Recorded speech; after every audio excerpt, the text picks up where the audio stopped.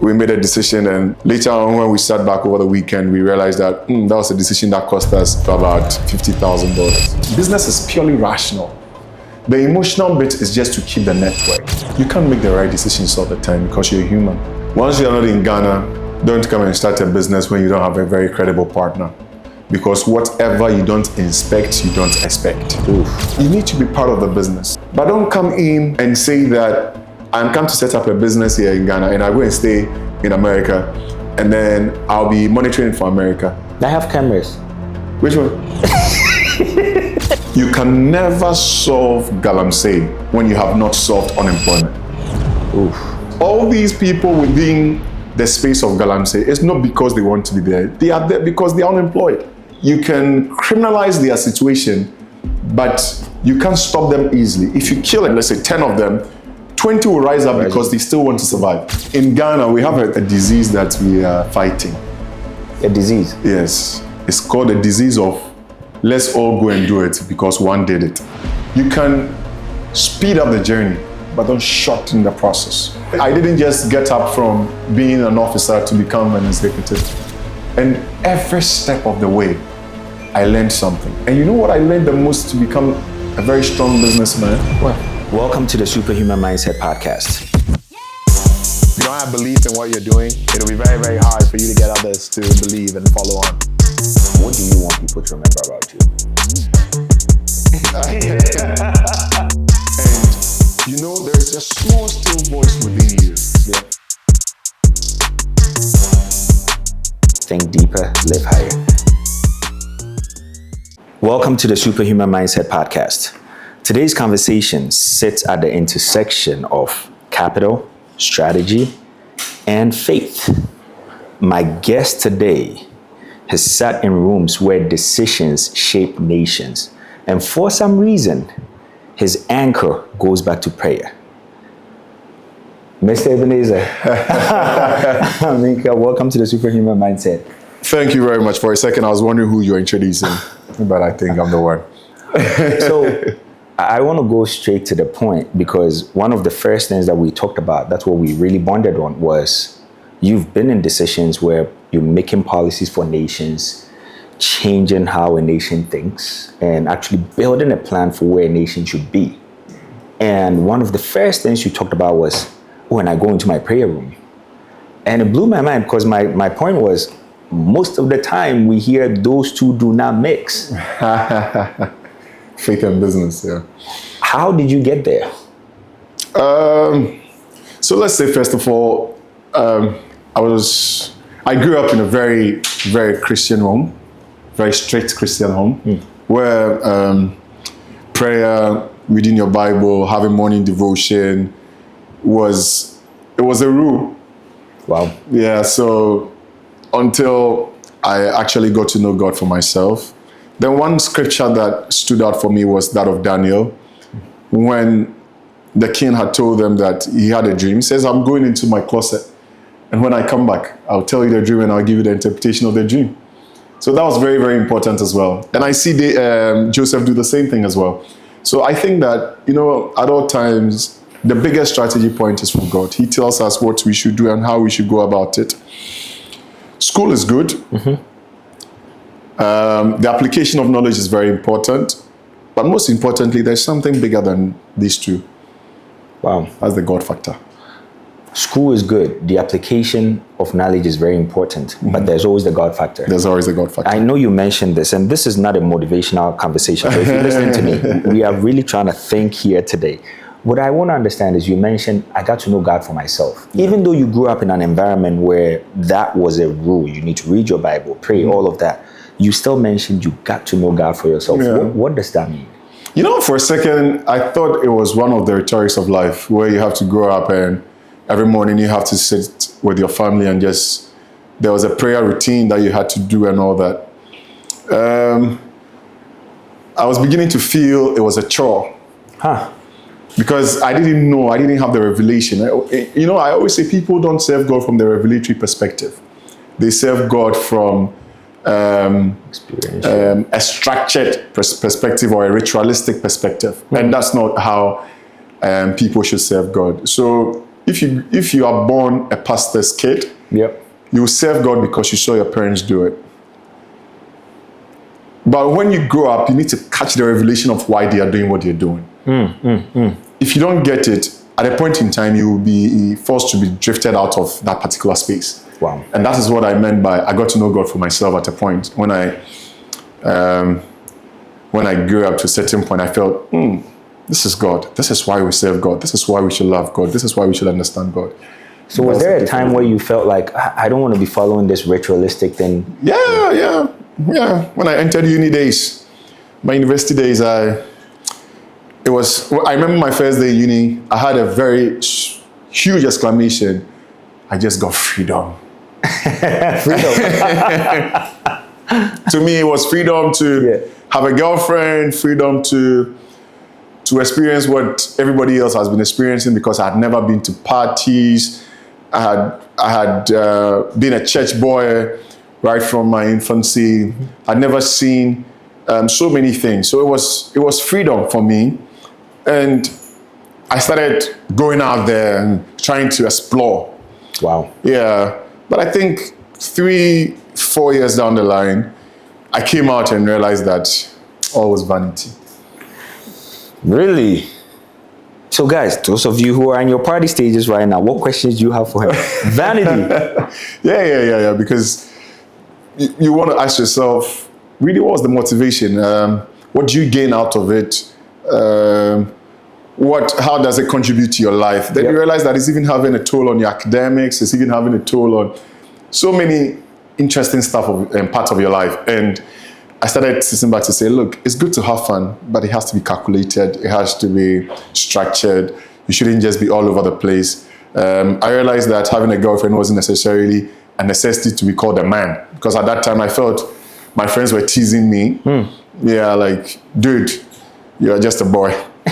So I wanted to be called a man. So I went for a girlfriend, and I realized that it was a lot more than just having a girlfriend. You needed to understand the impact it has on your studies and your purpose as well. So those are the things that I mean by all can be vanity. Wow. Yeah. So talking about manhood, from where you sit now, if there's someone in college and they are thinking about what it means to be called a man, what should they be looking at? Yeah, I mean, if you're in college right now and you're sitting down thinking, what makes me a man? The answer is very simple. First of all, where are you going? You need to know where you're going. That's the first thing to know about being a man. Where are you going? Okay. Then the second thing is, how are you going to get to where you are going? Because you need to be able to sit down, discover purpose, discover how to get to the goal that you set for yourself, and the people that you need along the way. So those are the things that makes you a man, knowing exactly what you want out of life. Else, you are not a man. A man is one that has a purpose, driven by something, and pursuing something. What are you pursuing? What are you driven by? Else you just be caught up in the whirlwind. And in the long run, you realize that you actually didn't grow up being a man. Wow. You are still a boy. Ooh. It's so interesting you mentioned this, because this is very common now, where you see a lot of boys walking around, but they still think they are men. Yeah. They've equated being a man to independence. They feel if you are no more with your parents and you have your ability to toast a woman, your ability to take them out, then they begin to feel like they're men. But those things don't really make you a man. What makes you a man is that you need to discover your purpose. Where are you going? It's very, very important. Then the next question is that, how do I get to where I'm going? Then you are able to be disciplined enough to pursue it. Wow. When you do these three things, all the other things, I call them add-ons. Finding somebody that you want to be with, having some time with friends, social circles, they are all add-ons. But if you don't have these structures, you would be caught up in a whirlwind. People will now throw you around. People will now tell you, let's go here, and you're following them. Let's go out there, you are just with them. Be focused, be clear where you're going, and pursue it. Be focused, be clear where you're going, and pursue it. If you have not subscribed to our podcast, pause right now. In fact, take your time, click on the link down below right there, subscribe, and then share the link with your friends. You've sat in conversations where you have shaped where a nation is going. Yeah. When you look at analyzing an organization or a nation or looking at commodities, what are some of the things that you look at first before you make your decisions? Anytime I have sat within a particular space where I'm trying to find out the niche around the business that I'm doing or what I've been tasked to do, I do first of all do a lot of stakeholder engagement. I try to engage a whole lot of people and to understand what the needs are. You need to understand the needs. The needs. The needs. And how do you get the needs? The needs is normally driven by the problem that exists. What exactly are we trying to tackle? Then you want to go and engage all the stakeholders around this particular problem to understand what has led to this problem. Then based on this, you can now come and do your design. Because without the problem, it's difficult for you to be able to churn out a solution. Okay. And I've seen people always jumping into solutions without necessarily knowing what the problem and the depth of the problem. So if you take a case like Galamsey, you can never solve Galamsey when you have not solved unemployment. Oof. So for to make it better for those who don't understand what Galamsey is, in Ghana, Galamsey is what we call the artisanal small-scale mining, but done within within the scope of an improper setting. So they are mining, but with wrong setting, destroying our water bodies and all that. And we've had governments upon governments trying to solve this problem. Yep. The problem can never be solved unless we've dealt with unemployment. Wow. Because all these people within the space of Galamsey, it's not because they want to be there. They are there because they are unemployed. And for you to be able to get the full scope of this problem, you have to engage them. You have to sit with them. You need to understand them. So that's what we call the stakeholder engagement. Oh, so okay. So you need to actually go and sit with the guys, not go burn their stuff. No. You need to understand why they are doing what they're doing. Yeah. Their survival instinct is what is driving them. So you can criminalize their situation, but you can't stop them easily. If you kill let's say 10 of them, 20 will rise up because they still want to survive. Wow. So you need to sit with them and understand exactly what they are. So even with organizations, I remember when I used to be the head of organizational learning and development, I would sit with all my stakeholders.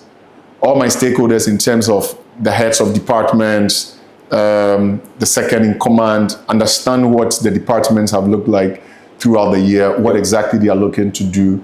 Then I'll come up with a design. Then based on the design, on their problems, I'll come up with a strategy. Right. And then based on the strategy, what we'll do is I will come up with an implementation plan to solve the problem. So if it's that easy, why hasn't it been done? I mean, if it's stakeholder engagement, stakeholder management, why don't leaders sit with the stakeholders to actually have that conversation? I call it political will. When I say political will, for you to be able to do some of the things that our leaders are really asking us to do, you need a lot of political will. One, because it has an impact on your next election. It might affect the results of your next election. It might look a bit difficult from the beginning. So the political will is not there. And secondly, the reason why it's difficult for them to do is that they've not looked beyond the problem to look at the real solution. The real solution is not burning, like the example I gave about Galamsey, that's the artisanal small-scale mining. Within the context of doing it in very illegal ways. The problem should be understood. People are not going out there to do things because they feel like doing them. They are out there doing them because they need to survive. So how do we make them survive, yet still not destroying the water bodies? The only way to do that is to find them employment. How do you do that? Create a lot of industries, create a lot of businesses. Government should be involved. Government should enter into public-private partnerships, create all these things so that these companies will spring forth, employ more people, and over time. So it's not going to be right It's not going to be right away, but over time, you reduce it. And over time, you realize that people now believe in what you're doing, but you cannot go in there and stop. So it needs a lot of political will to be able to do that. So if we pick, let's just say a simple example, what would a PPP in this case look like for a Galamsey operation? Like, what would an example of a partnership look like? So example of a partnership with Galamsey, let me even bring it home. So government has done its feasibility studies, has a concession. The concession is such that,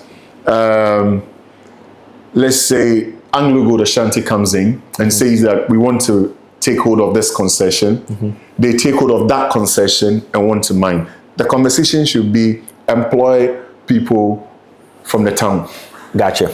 Do you understand? Gotcha. So you've had the agreement. There should be some local content as well.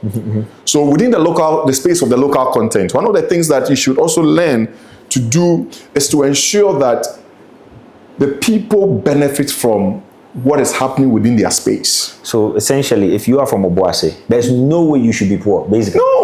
No. Because most of it is coming. Most of them should be employed in there. And aside employing the people from that space, schools should be developed by AngloGold. Hospitals should be developed.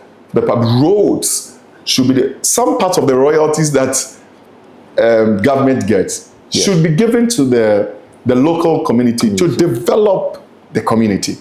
It's not fair for it to, for example, if I'm staying in Obuasi, I am receiving all the negative social issues of what AngloGold is probably doing.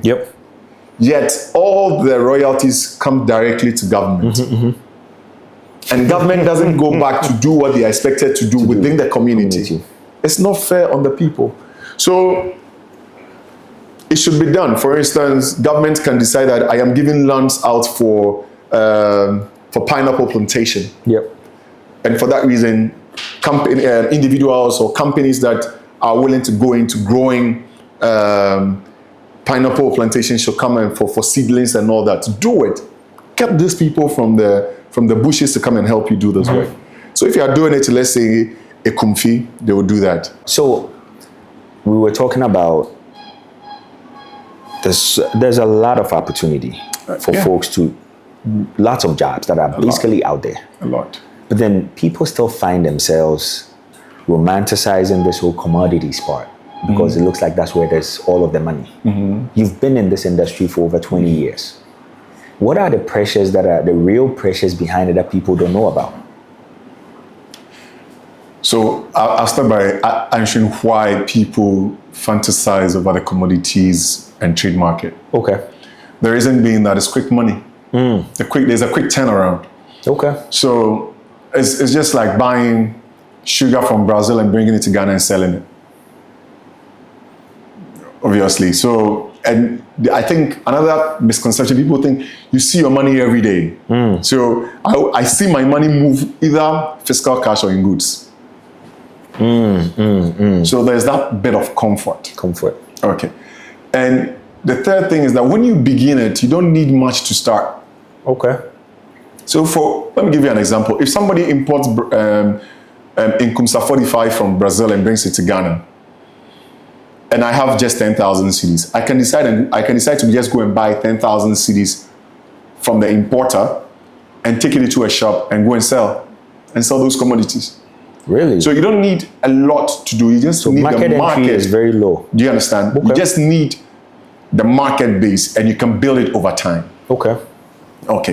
So depending on which part you are playing within the value chain, whether you are playing the role of the manufacturer, the importer, the retailer, the wholesaler, wherever you want to play, you either see your physical cash or you see it in commodities. So you have a bit of comfort. Nevertheless, there are risks. And one of the key risks is the FX risk. Foreign exchange. Because if the commodity you are buying is at the mercy of the dollar, once the dollar begins to appreciate against the currency in which you're operating in your country, you are likely to face the problem of a depreciating capital, or your capital decreases. So assuming 10,000 could give you $100, once the exchange rate, the dollar begins to appreciate against the cedi, what is likely to happen is that the 10,000 will buy you $5,000 and $500. So by the time you realize, your 10,000 can now buy you just about $10. Moreover, the 10,000 is not static. It keeps reducing. Yeah. It keeps reducing. So that's the challenge with commodities, especially when you are doing a lot of import. So what is normally advised is that balance your imports with your export. Yeah. So get something that you're also exporting from Ghana, which will give you an equivalent change. So when you export, you're getting dollar, and then you use that dollar to bring it in. So the cycle must be like that. Else, if you're only importing, you always experience a decreasing capital. Wow. Once the dollar keeps appreciating against the cedi. So let's talk about ROI, for example, and then let's shift gears from commodities for a second. Like, you see all of these high rises going around. Everyone says, you know, Felix, come on, put your money in this, go buy this property, and you make all your money back. Yeah. I mean, I like the pause. I mean, you know, in Ghana, we have a disease that we are fighting. A disease? Yes. It's called the disease of let's all go and do it because one did it. That's the disease that we have. So one person decided to go into the space of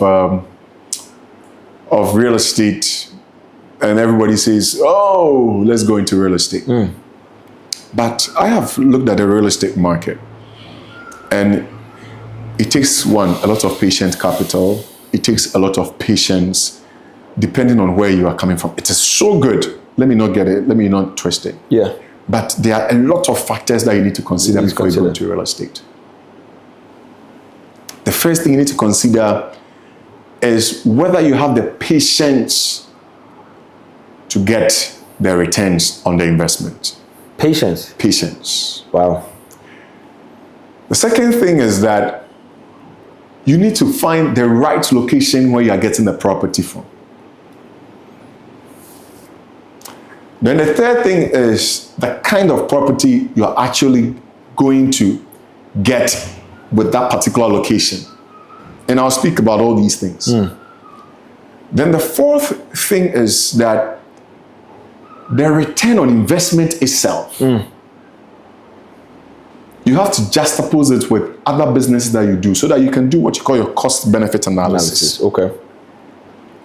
Now, let me come to the first one. Patience, because if you are renting it, how long will it take for you to get your capital out of it? That's the first question. Or if you are selling it, how long will it take for you to sell it off the market? With the exception of the few who currently are doing off plans. But even those people are having challenges because when it gets to the point where those who sign on are supposed to pay the rest of the money to take over the properties, they delay. So you end up even using some of your monies to pay. And I'm speaking from experience. Yeah. Then I'm talking about location. Location because your return on investment on a property in airport is different from your return on investment on a property in, let's say, West Hills Mall. If I bought a property for $300,000 at airport, and I am getting my monthly $5,000 on rental basis, That would mean it would take me 5 years to get that money back. If I buy from the West Hills area and I buy that same property or its equivalent, even if it's lesser, for $20,000, $200,000. Yep. The same kind, $200,000. I'll probably be doing about $2,500 there-ish a month, assuming. That depending on the kind of property, all things being equal. That would take me 10 years. Times 2. Or even 8 years. Wow. To get your capital back. Get what you invested in back. Not your profit. Then now you rely on capital gains from the property. Yep. To know that now the property is no more $200,000. Now we've gained an extra $100,000 out of it, or an extra $150,000. Those are the two streams of income that you can get in. Yep. The other thing is that how quick can you sell a property at Airport Hills or how quick can you sell a property at the West Hills? So you need to do all those analysis and agree that the return on investment makes sense to me. You don't just decide that I want to buy a property today, and then because everybody's doing Airbnb and I want to go and do Airbnb. If you go and do Airbnb in Oyarifa, you might not be getting the money that somebody who is doing it at East Legon or Cantonment is getting. Of course, location. So it will take time. Yep. What could you have used the money for? Do you have alternative uses? If you don't have, then it makes sense. But for me in commodities, I will look at it, I will juxtapose it with what I could have used the money for. Assuming I was using it to do crude palm oil, palm kernel oil. So what will I have made out of it? Then I'll say, I'll rather use the profit I make from the business to acquire the property than to use my capital to acquire the property. So it depends on who is buying it. Who's buying it. So, okay, I'm sitting in the diaspora. I'm looking at Ghana. I don't have access to the commodities industry like you do.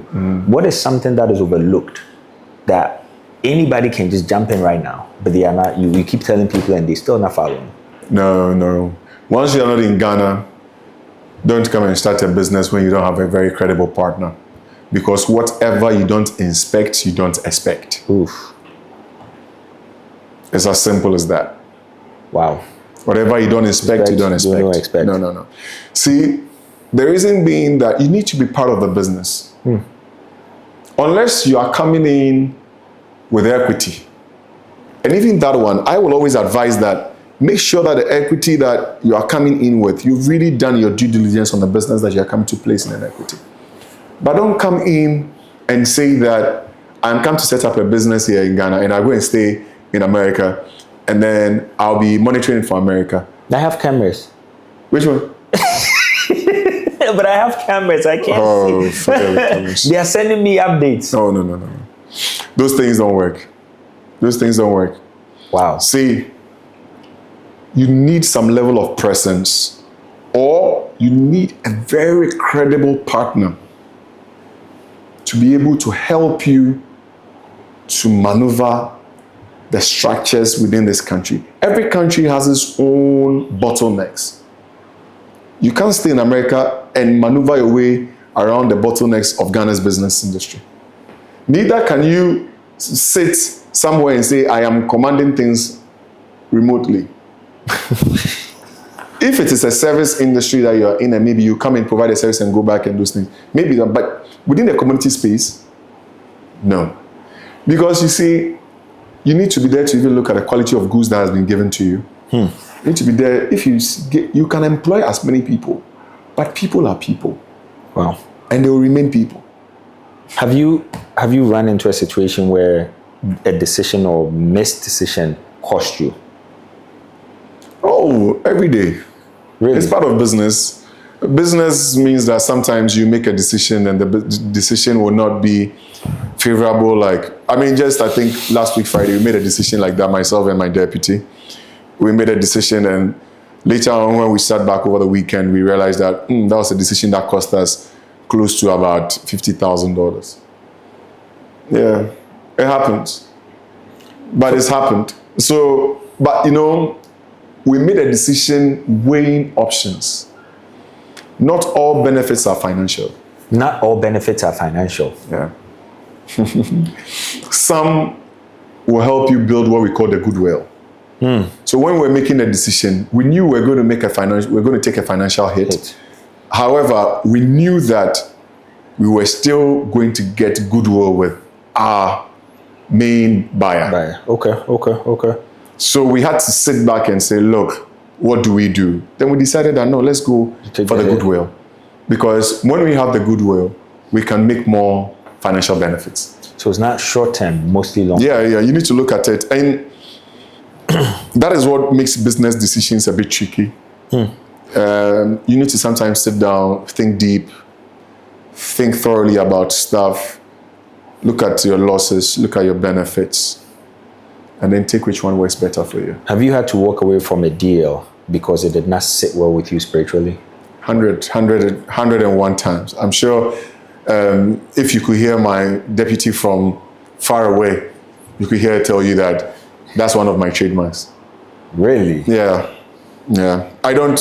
I enter.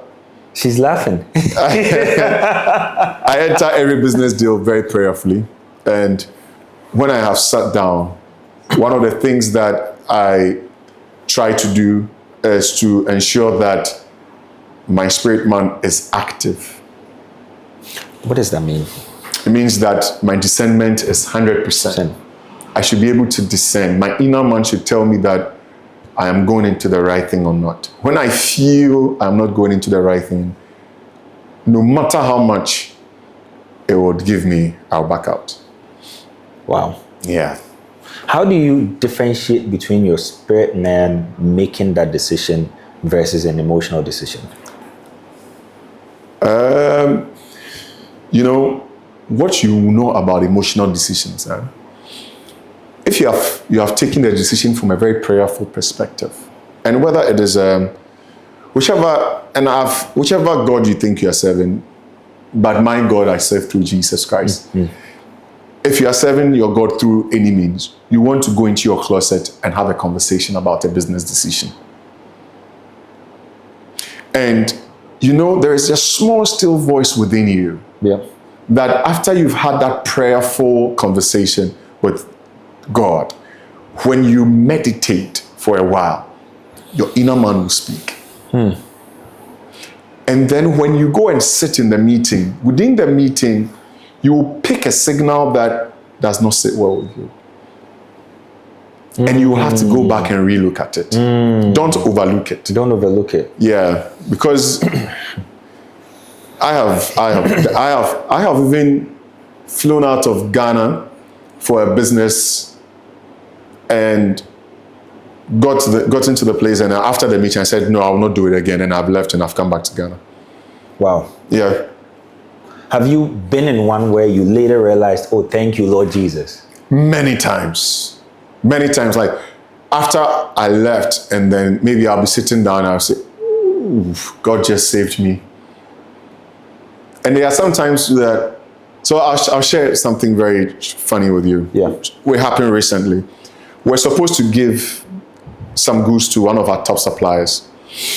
And I had done purchases with my own money before the sale of the goods, before they decided that they wanted us to sell the goods. And my deputy kept saying that, can we just sell our goods to the buyer? And I kept telling her that my inner man says no.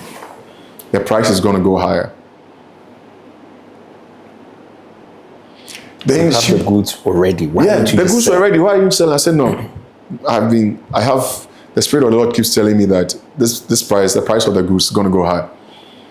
And my deputy was like, what is wrong with you? These guys are willing to buy the goods tomorrow. I said, no problem. So one morning we come to the office and say, can we just take the goods to the guy? She takes the goods, almost about delivering the goods. And I call her back and I said, the Lord just told me, bring the goods back to me. You must be crazy. Yeah. And for a second, I'm sure she looked at me and said, my boss has gone crazy. But then I said, bring the goods back to me. Then they brought the goods back to me. Do you know, within a space of about 3 hours, the price shot up by almost 30%. Wow. Then when the price shot up by 30%, 30%. yeah, I looked at her and I said, did you see the price? She said, yes. And we both started smiling. Then I said, this is what God can do. That would have been almost about $300,000 just gone.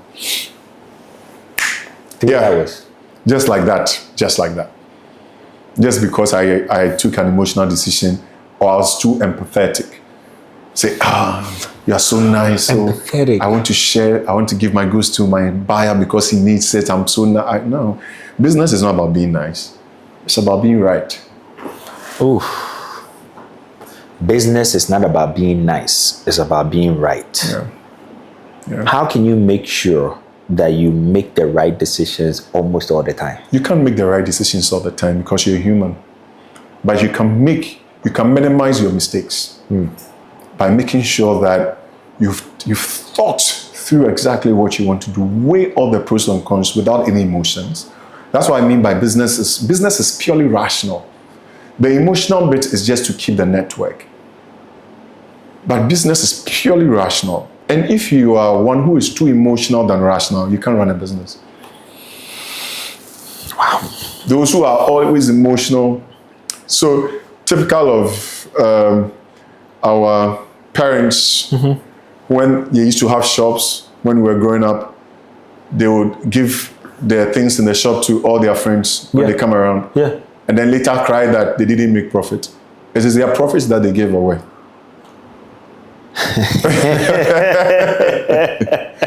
So business is such that you can't be, but you need a balance. You need a balance of the emotions and the rational. But when you are making business decisions, it has to be very rational. Weigh all the pros and cons, do all your profitability analysis. Then when you've done all that, sometimes you can be nice. Sometimes you can be nice. Sometimes you can decide that, for goodwill, I want to let go of some of my commodities to benefit the relationship for the future because you know the prospect. Wow. But not because you just feel like, this is my mother's son's granddaughter. It's not about being nice. That's emotions. That's emotions. So you need to learn how to... I am very rational when I enter the office. I'm very emotional when I get home. Yeah. So, young professionals, they want to make impact really fast. Do you believe that there's a point in time where discipline and being built up for a certain program or process requires you to go through what you've been through before you can get there? Yeah. I think that every fast food that you take has a medical consequence. Every fast food you take has a medical consequence. It might not show up today, but it will show up tomorrow. So whilst you keep taking fast foods, be ready for the consequences that it comes with. So I don't advise people to shorten the journey. You can speed up the journey, but don't shorten the process. You can speed up the journey. Yeah. So somebody might walk to get to the place. You might be lucky enough to get a car to sit into the place. Your journey will not be the same. The one walking will take 2 hours. You will take maybe 30 minutes. So what I mean by that is that every goal has a process. Every goal. Every goal has a process. Every goal has a process. Even if you want to buy that fast food, you'll have to still go and look for where it is located and buy from there. The only thing is that when you get there, how quick they cook the food is different from going into a major restaurant and buying a proper good meal. You will need to go through the process. Because if you don't go through the process, make mistakes within the process, learn how to circumvent the bottlenecks to get to the goal you are getting to. When you are faced with it again, it will collapse your business. Wow. Yeah. So you need a process.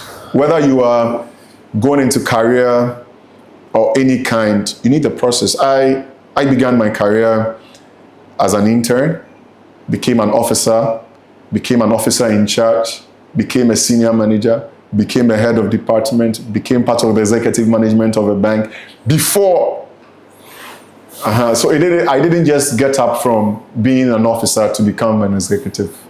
And every step of the way, I learned something. And you know what I learned the most to become a very strong businessman? What? From working within the corporate sector, I learned how not to let the actions of people get to you. Focus.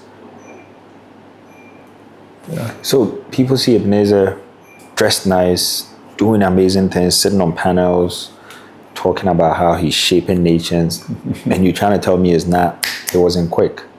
No, nothing. Nothing. I wish I could tell them it was quick, but hey, it wasn't quick. It happened, it was a process. I remember when I came back from America after my uni days, and I came back to do national service and all the process. And after that, my first job was paying me very little. And I went to my father and said, Daddy, my friends are in the banks. They are doing better than I am in terms of salary. He said something to me, and I'll never forget. He says, when the ground is fertile, everything can grow on it.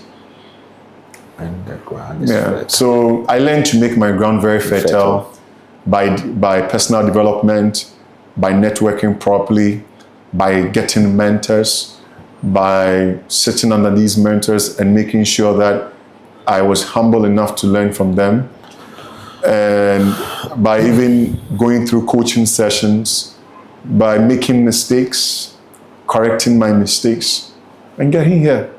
Wait, I was going to close this out, but you just blew my mind. So you can sit underneath a mentor and still not pick anything. 100%. Pride will be the blocking factor. And you can have a mentor, but still need a coach. Yes, there's a mentor, there's a coach. Wow. They all have different things to play. Wow. Yeah. See, and I'll explain to you. I can be a mentor to somebody who is not in line with exactly what I am doing. Yep. But to be a coach to somebody, that person should be in line with what I'm doing. Yep. I don't know whether it makes sense. It makes sense, absolute sense. So if I am into commodities, I'm an economist, I'm an entrepreneur, for me to be able to build another entrepreneur just like myself, I need to coach the person. Yeah. But for me to build somebody to think like I think, I need to mentor the person. So what you do is different from what you think. Yeah, 100%. Wow. So when we are recruiting people, when they are within the very minimal level, or what I call the basic level of the career, we look at the ability to do. It's called a skill. Wow. The ability to do. We look at it, it's very important. Then we have the ability to know. Then we have the self-concept. These are the three things you look at when you are... Ability to do, ability to know. Your knowledge, your skill, self-concept. Self-concept is attitude, character. Wow. Okay. Now, when you get to a certain level, let's say when you start to work as an officer, we are only interested in your knowledge, of a bit of knowledge you have, and your ability to apply the knowledge. That is the skill. That's the skill. When you get to a certain level, let's say senior manager, we know that you already know how to do, and you have the knowledge. We don't care about that. We care about character. So before we make you a senior manager or a manager, we care more about character. How you can be able to drive people, how you can be able to speak to people. So I also put it into three ways: how to lead yourself, how to lead the business, how to lead others. It's critical. It's very important. Wow. It's very, very important. So Eben, when people are looking at you 10 years from now, after we've built this nice archive, what do you want people to remember about you? Remember that there is faith and business. That's one. Remember that I didn't make it overnight. It's a process. And I've not even made it yet. I'm yet to make it. Then I also want you to understand that whatever you do, be focused. There are a lot of distractions out there. Learn to lead yourself. It's critical. Learn to lead whatever you're doing, whether it's your career or your business. And then thirdly, learn to lead others. When you do these three, you'll be a phenomenal leader. Wow. If you had one sentence for leaders that are making decisions right now, you're trying to shape policies, trying to move to their next level, what would you tell them? Be selfless. And then how about the guy that just graduated from college or girl that just graduated from college? Find purpose. Find purpose. He said it all. I told you guys this was not a motivational conversation. This was a thinking conversation. Thank you for tuning into the SuperHuman Mindset Podcast. Think deeper, live higher. Eben. Thank you. Wow.